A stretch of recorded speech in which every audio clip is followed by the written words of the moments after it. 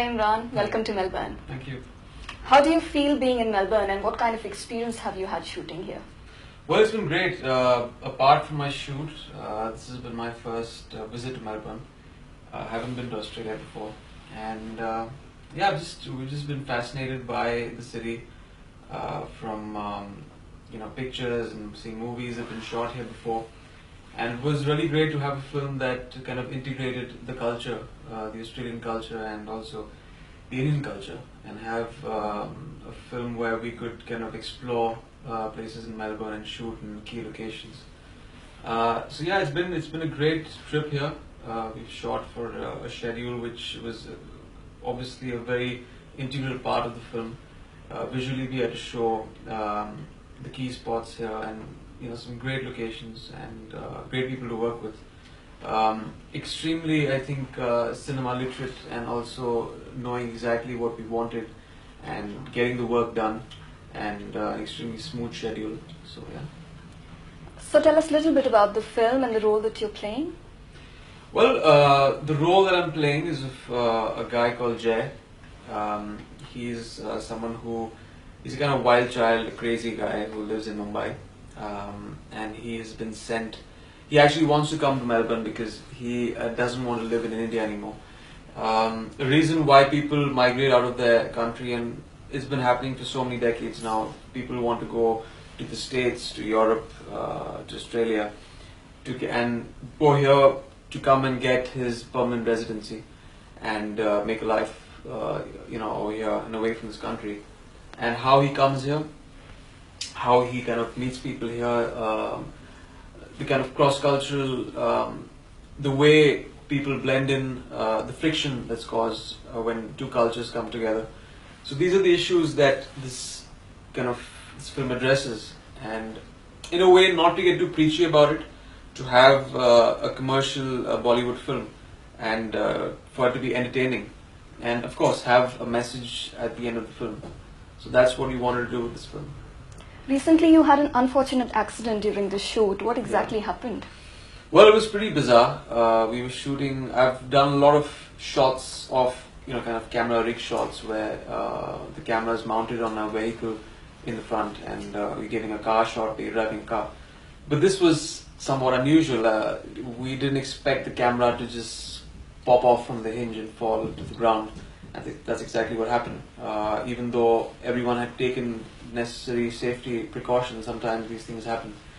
When you're shooting an action scene, when you're shooting a scene where you're driving, and these things kind of happen, and it was unprecedented, and it just happened, and I had no time to swerve because I was like 10 feet behind the camera vehicle. I had to the camera fell to the ground, smashed in two pieces, and then I had to go over it. And I was driving at around 90, so my car kind of lifted off the ground, almost 2 feet off the ground. So it was pretty scary. But again, the authorities here, and thankfully they have their own safety measures, which came in handy. If we had actually shot the scene on a freeway where there were a lot of cars by our side, it would have been a major mishap. So it's, I guess, thanks to the safety precautions people here. What are your criteria for choosing films? Well, the film should excite me. I think it should be extremely interesting for me on a script stage. I think that's the only yardstick. You really feel that if this is a film which you would want to go and see in a cinema hall, you can't really think for the entire audience out there. I mean, if you enjoy being part of this film and you really, really want to be part of the film, it's your sensibility, and hopefully you hope that a lot of people out there will kind of follow suit and also enjoy this experience that you've had making the film. Then I think that's the only yardstick for an actor, for a director, for any creative person. You have to be ultimately excited. There's a particular instinct that you kind of have to hear, and that's what I do when I hear a script. It has to be entertaining. It has to be something that I can look back and say that this was fun to make. So yeah. Bhat Camp is known for its melodious music. As an actor, do you involve yourself in the selection of music? Well, not always.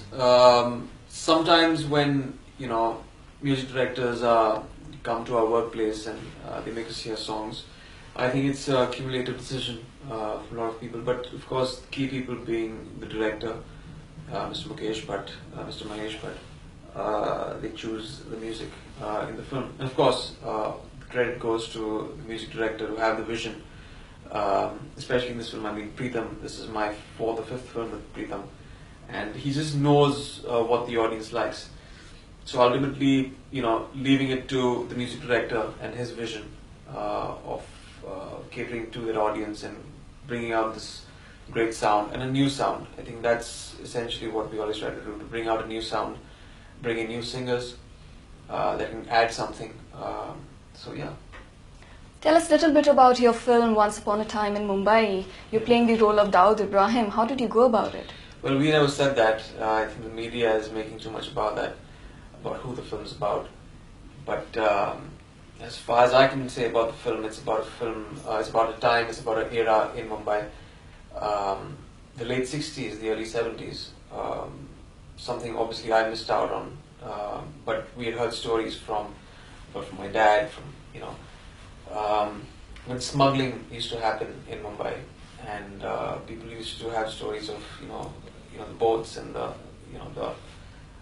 coming in, gold being brought into the shores of Mumbai, and this one man who ruled at that time, a character played by Ajay, his name is Sultan Mirza in the film, and how he's challenged by his protege, a guy who joins the gang, my character whose name is Shoaib, and how he his line of he respects Sultan, but he also has his own thought process and ultimately takes over the empire.